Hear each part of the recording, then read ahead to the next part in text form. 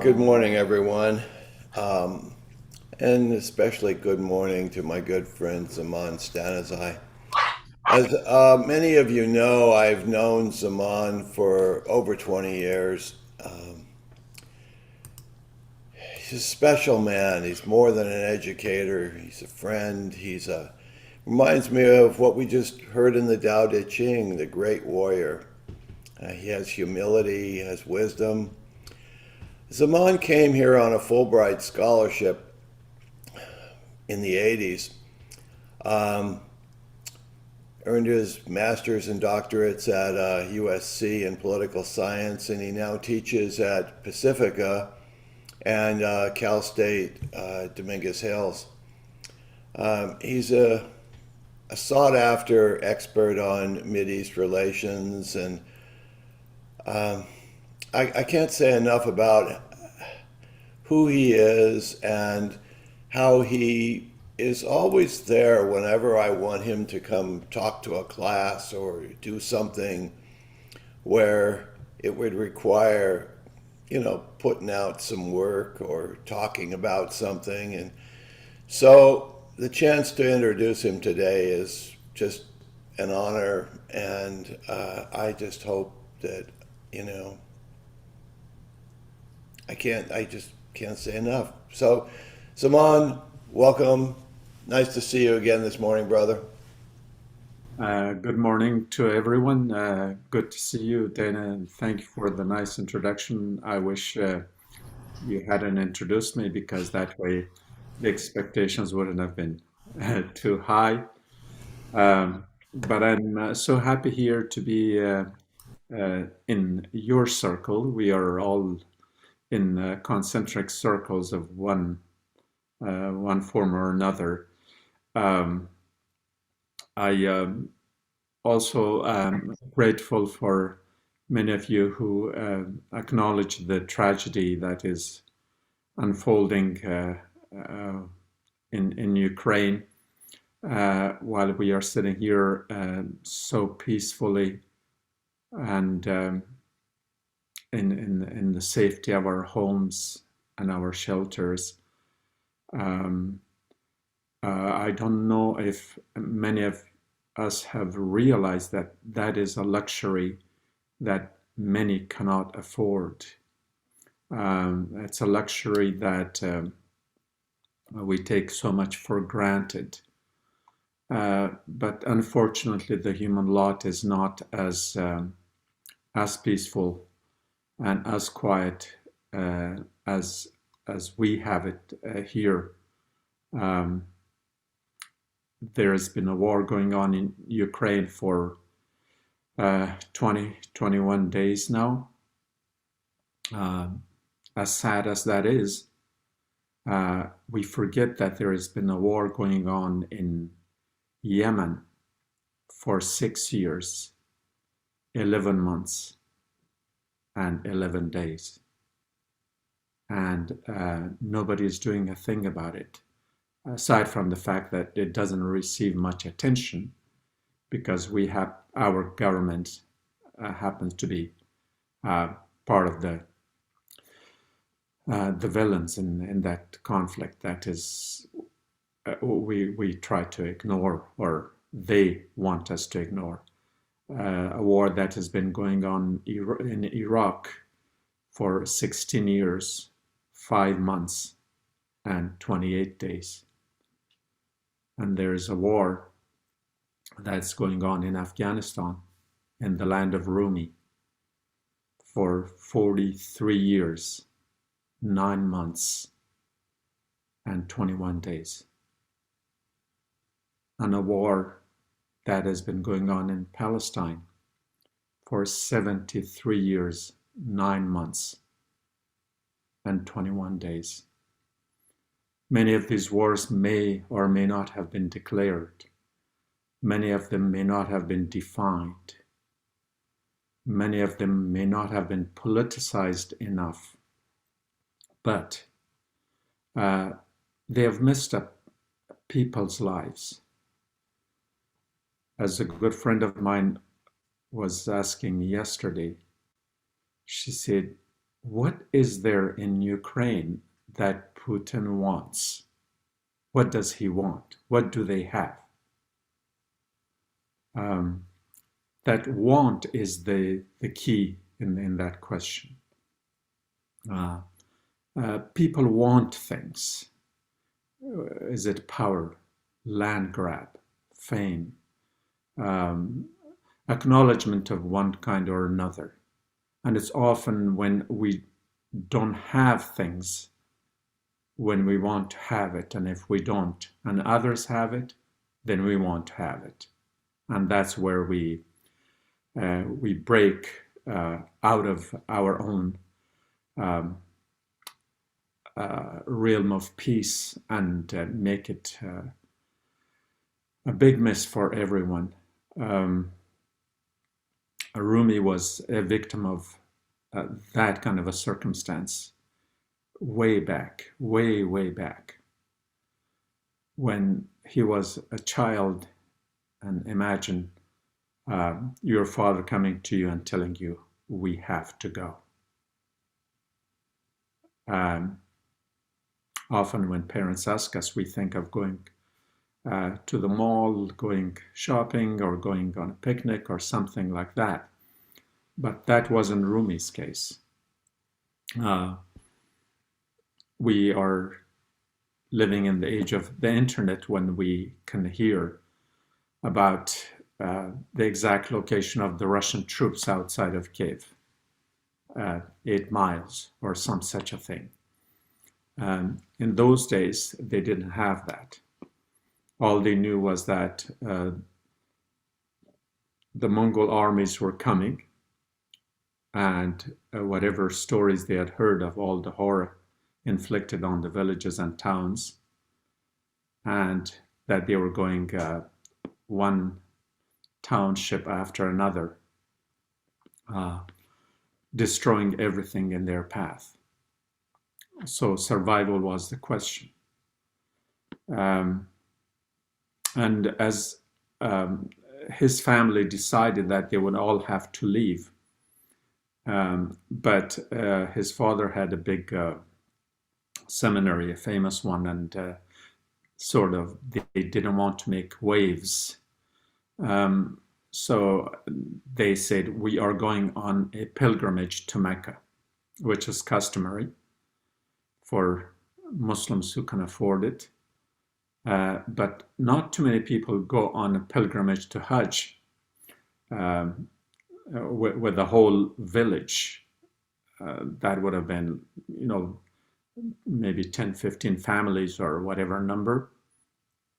And so they just put things on the animals, camels, horses, whatever. And on top of one of those camels was sitting this little kid, Mawlana, Rumi, Jalaluddin, Muhammad. These were his names. Jalaluddin means the majesty of faith. Muhammad means the chosen or the praiseworthy. Mawlana is a name that was given to him later by his students. The master. Balkhi is the name that gave people to him as being originally from the city of Balkh. And Rumi is the word which means Greek, as the Eastern Roman Empire, Byzantium, was culturally Greek. The Muslims in the region call that Rum Sharqi, or the Eastern Roman Empire, which would have been politically Roman and culturally Greek. But in any ways, most of these names became attributes for a person who was, I think, larger than Afghanistan, larger than Rome, larger than the world in a way. But that little kid sitting on the back of a camel, um, uh, I wonder what he wondered about. Um, we get schooled in classrooms behind desks and chairs and all that. But I think the best schooling, at least in my personal experience, is the nature. When you look into the far horizon and want to know, what is it all about? Where is it we are going? Or are we going? It's this dimension of space and the dimension of time that somehow we humans have only the ability to perceive them in a linear fashion, but perhaps in reality, all the placeness of places exist in all places. So the space is not moving, we move through it. The same could apply to time. So in that sense, Rumi is with us right here, right now, his thoughts, his ideas. And that's why when we think of him often as the whirling dervish, that spinning, that whirling, that's us. His ideas whirl through us. And it's his poetry, even though I often feel like no translation does it any justice. Then when I go to the origin and read it, and every time I read it, I get a different interpretation. And I said, well, no interpretation does it a justice either, because with every interpretation, you get to a different layer of a meaning, and you somehow feel like, yeah, now I reached the depth of his understanding, only to laugh at myself when I get the next interpretation, sometimes later. So in that sense, his poetry is a treatise on interactive divine love. We often think of the divine, of God, as a person, because we reflect our own personhood in that entity, him, her. But to Rumi, that entity was love. More than worshipping God, it's important to love God. And the love that we have to feel, that it's something that nurtures our spiritual stirrings in the depth of our hearts.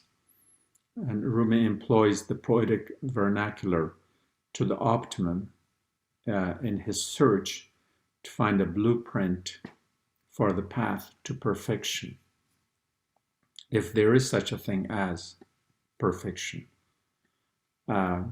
Because again, we have to accept perfection within the confines of time and space, only to surpass it next time around and realize that what we thought was perfection was only an intermediary stage. Through his supplications, contemplations, meditations, as well as his lyrical yearnings for the divine love, Rumi weaves the weft of mysticism from the woof of Qur'anic fiber, turning it into a woolen cloak that mantles the pious and the pure. And there, it's that supplication part of it. Oftentimes we think of God as in times of our need. But the needs are usually the needs of our physical environment. We are hungry, we need food. Perhaps that's why we pray before the food is served, and in some cultures after it's served to make sure it got where it was supposed to. The contemplation and meditation go the same way. I think that the best meditation, the best contemplation and supplications would be those that are done in silence, because it's the utterance of the human language, the words we utter, that in a sense ruins it. I don't think any word is capable of expressing a thought in its fullness. But what choice do we have? And oftentimes when we use the word like expression, that ex prefix in the word express, we want to bring it out. But the wholeness of the thought is within, not when it comes out. So I don't know if expression is doing any justice to that which is being expressed. But again, what choice do we have? So Rumi, who was pretty expressive in terms of all the sciences and the knowledge that he had acquired in his early days, and the one that he traveled with from Afghanistan through Persia, through Arabia, through Syria, and ended up in Eastern Anatolia. And that's where he finally settled as a refugee, like many of us are. Refugees in certain ways. We take refuge from things that bother us, and it doesn't necessarily have to be a war of tanks and cannons and guns and Kalashnikovs, but it could be other things that disturb our peace of mind. So when Rumi settled there, he gained a reputation for being such a great scholar in Islamic jurisprudence and all the conventional sciences. But then one day, perhaps a day like today, when he was leaving the mosque where he had led the prayer and had this entourage, people running before him and after him and all that. The great Mawlana, the great master, was leaving the mosque, and he was going to his house or whatever the routine he had. And some say it was probably a Friday prayer, which is the special day for Muslims. And it was just in a moment like that when he was stopped by a man dressed in rags, and he appeared from nowhere. And if we can speak analogously, his security guards must have been alarmed, like, where did this man come from? How did he get through? How was he able to? So he held Rumi's the harness of his horse, and it was kind of a totally unexpected thing for him.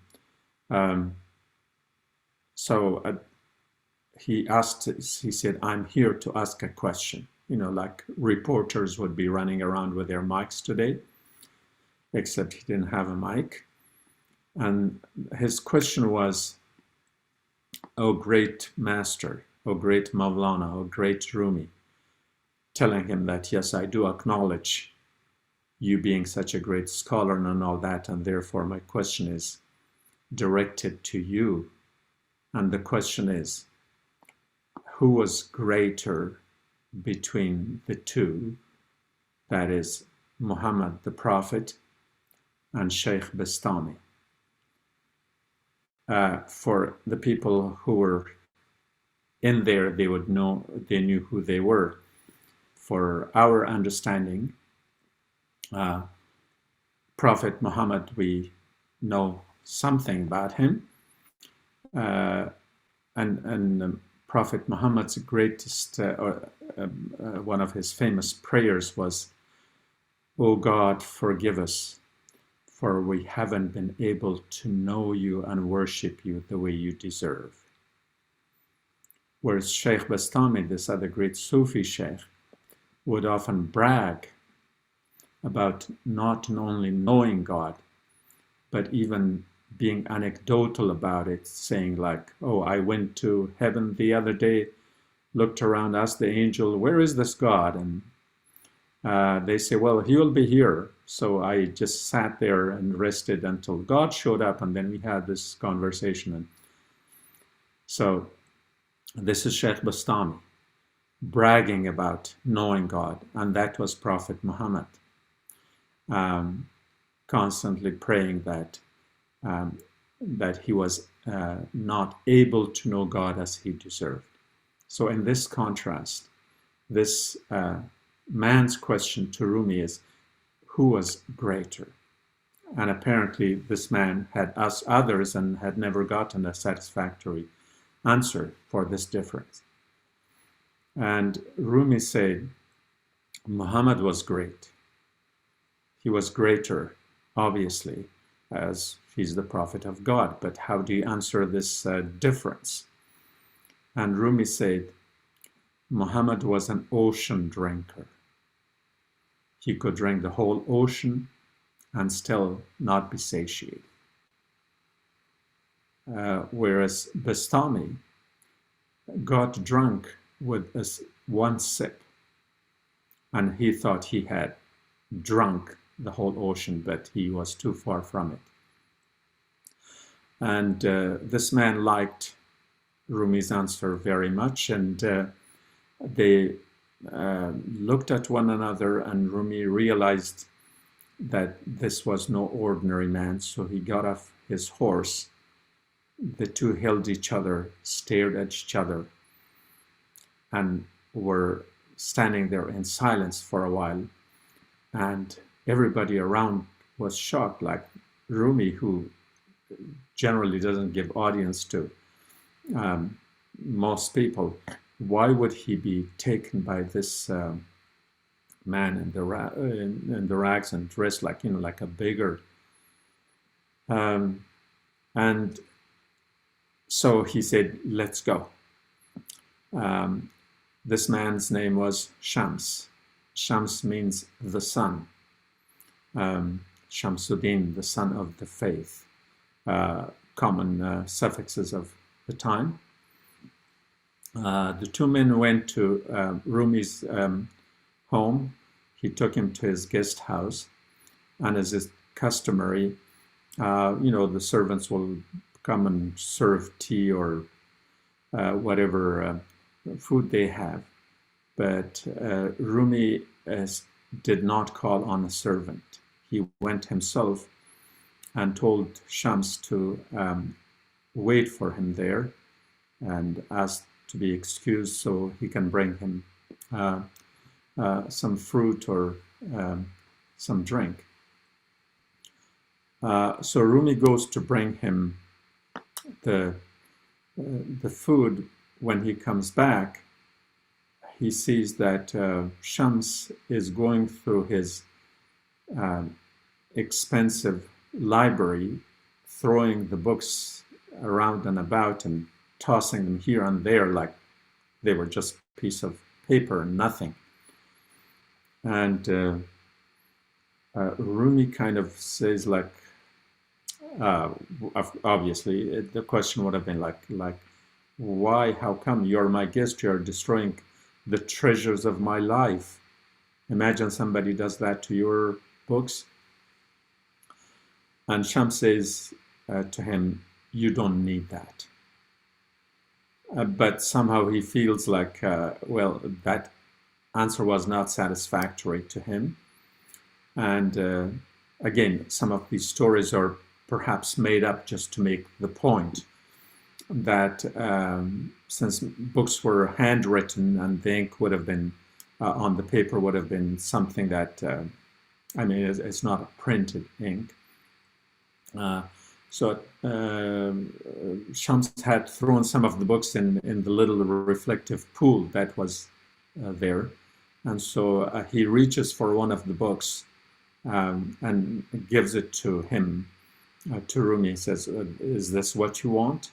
And again, the story says that the book came out dry with the ink not being blurred or washed away or anything. But perhaps these stories are made to make a point. The point that Shams was making was that, yeah, you may be a great scholar. You have learned all about the worldly things. You have learned how to be a great judge and this and that and the other. But the world is much greater than that. And that's what you have to seek. And so the two men sat together and stayed together for not just a few days, for several months. When Rumi abandoned all his duties and responsibilities, didn't go to the university where he was teaching, he wouldn't go to the mosque to lead the prayer, he wouldn't do any of the usual things, see his students, his friends, neglected his family and all that. He was just spending this whole time with Shams, and the two men were talking and talking and talking. What were they talking about? Well, Shams was a man who had great knowledge, esoteric knowledge of many things, but he did not have the ability to convey that knowledge to others. He was too impatient. He didn't have the right skills. Rumi had the great skills, but they were devoted to the expression of conventional knowledge, not the mystical knowledge that Shams was telling him about. So in a way, you could think of Socrates and Plato, that Rumi in a way became the mouthpiece for Shams's ideas. And he was so taken by that, he was so impressed by that, that he did not want to waste a minute of his life doing anything other than this. This got to a point where they say people got pretty jealous, and people did not like Shams, this stranger who came and took away their leader, their master, their teacher, their imam, their sheikh, all the different responsibilities that Rumi had. They were all gone. Whenever people asked about them, they said, well, he's in the guest house. They are in the guest house. And no audience, no nothing. Then at one point, Shams realizes that no matter how great their union, their being together was, but that his presence wasn't good for the town and the village. So he disappeared just suddenly, very suddenly. And no matter where they looked for him, they couldn't find him. Up to this point, Rumi liked everything about philosophy and theology and this and that science. Whatever was there, he loved that. The one thing he did not like was poetry, which he thought was something that people wasted time with. What is poetry? He looked down upon it. But when Shams was gone, overnight he became a poet himself, doing the thing that he disliked in others. And he kept writing and writing, and he was just unstoppable. He wrote it with music being played. He wrote it just putting his arm around a pole in the mosque and whirling around it. and his students and others would write it down, write down his poetry and all that. And so the Rumi we know now, who has a poetry book that's called Kulliyat Shams, named after Shams. I don't know how many thousands of poems are there. No titles, they're just listed alphabetically like in a dictionary. You just go by the last word where it rhymes, and you can find almost any of his poems, no titles. And there was a about 2 year period where Shams was no longer there, and Rumi was writing poetry about him, missing him, talking about him. He was so preoccupied with him until he heard there were rumors that Shams had been sighted, if we can use that word, in Damascus. Rumi, of course, now is Ikonim, or in Konya, which is in southern Anatolia. And so he sent his son with the poem to Shams, telling him, welcoming him back, and he told his son to bring him back while he would be riding the horse, and you have to walk and with the horse out of respect. There is certain symbolism that goes with that. So Shams comes back, and they continue what they were doing, and then the second time Shams disappears once again, and this time he disappears for good. And not only everybody knows it, but Rumi feels it, and he knows it. And now he stops looking for him. And in a way he says, well, he's not gone, he's with me, he's in my heart. And he, most of that Diwan Shams, which is a huge compendium of perhaps some, I think, 1,500 pages of very, very small print that I have in my library. But after this incident, one of Rumi's students come and tells him, now, well, perhaps he doesn't put it in that way, that now that you have become a poet, and I must say that poetry became a necessary skill. Writing poetry became a necessary skill. And I must also say that writing poetry in Arabic and in Persian and these known languages, there are established meters, rules, how to create, high, low syllables and all that prosodic rules that are kind of, it gives the poetry of a person a signature, a feel. And the idea for that also is that it prevents, or at least reduces the risk of plagiarism. So people can't just write thing and attribute it to you. If you have your special style of poetry, attributing something to you would be one thing. Rhyming it and writing it in the poetic parlance of that particular person is something else. So that was I'm sure there were other reasons too, but that was one of the reasons why these thoughts had to be expressed in poetry. So one of Rumi's students come and tells him, look, this great philosopher, that great thinker, and everyone has a book of their poetry. How about you?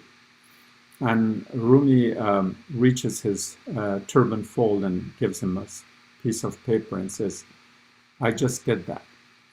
And this is the call of the reed flute, which is the first 18 verses of his magnum opus, the Masnawi Manawi, or the spiritual couplets.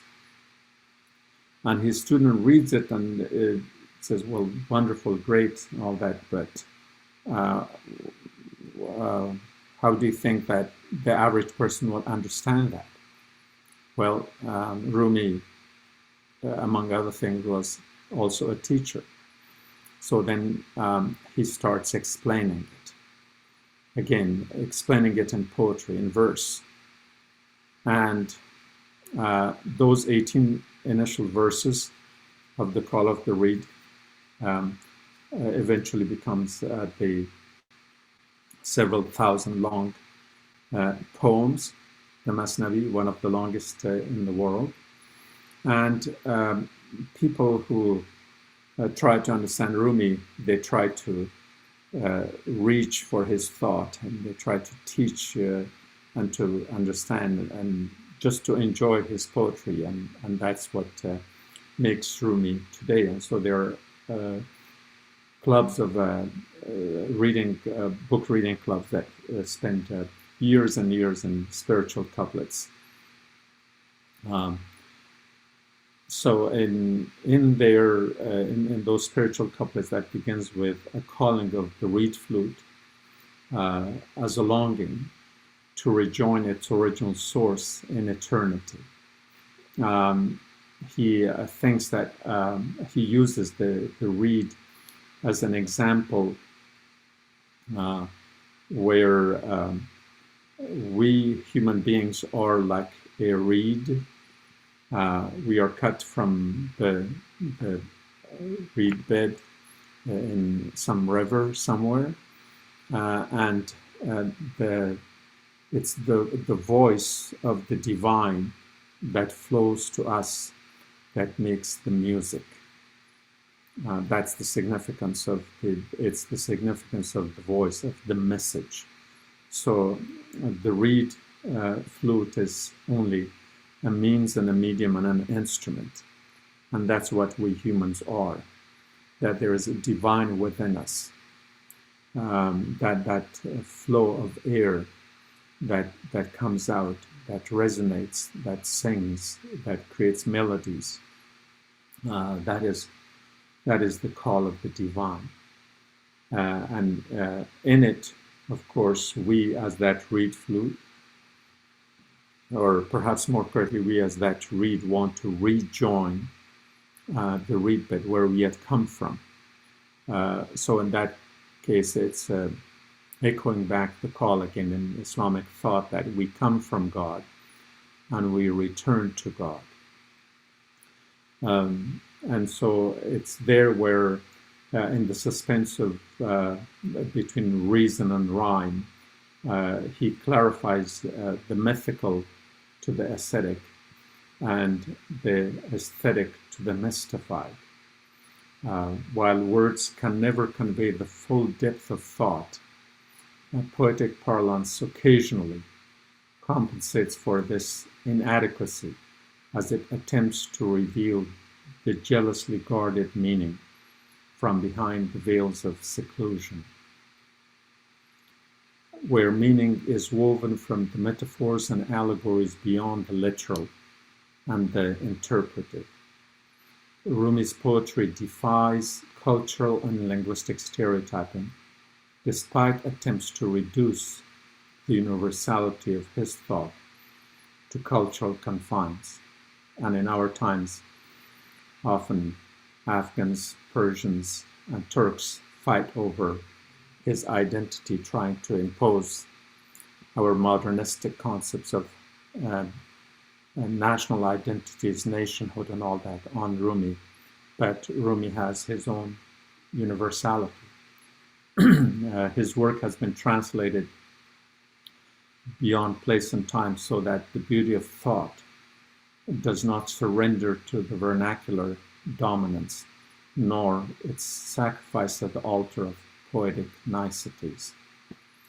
The mind jealously guards this. It's a journey in the footsteps of the heart, and realizes that the peace of mind is a mere temporality towards attaining the tranquility of the soul, with the ultimate aim of arriving at the state of being content and contented with the divine through subconscious contentedness. There, one hopes for a fleeting glimpse of a spiritual ambience that soothes the soul in the sublime, while clarity and ambiguity play their games through a discourse of linguistic simplicity and philosophical complexity. Rumi artfully simplifies challenging thoughts and beautifully infuses complex issues by inviting us into the garden of the Masnavi, from whence bridges span horizons between the violet mist of daybreak and the magenta dusk of nightfall.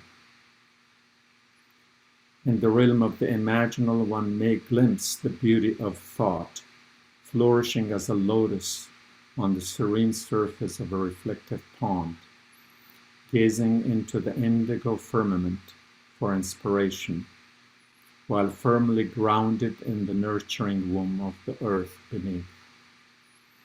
As the blue-violet hue of the lotus petals unfurl around the stamen in contemplation, one may be able to lift up layers of unfolding meanings from the lotus and life. Like Rumi, you too may spin in the cosmic whirl of the sacred lotus, with the resonance of the voice within. That would be the voice of the divine, that carries, in a sense, a kind of monologue in silence with the ineffable. And it's the ineffable divine that Rumi defines in states and stages, in a way where being in love demands that we see the beauty. But if you think of beauty as the visible beauty, then the beloved has to be visible. But if the beauty you are seeking is not visible, then the beloved need not be either.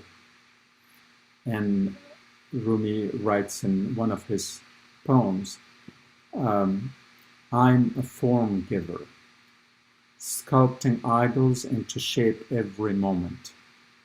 But before you, I melt them all down. I invoke 100 phantoms imbued with your spirit. But when I see your image, I set them all afire. Are you a jug of wine to quench my thirst? Or a foe of sober intellect, bringing ruin to every house I build?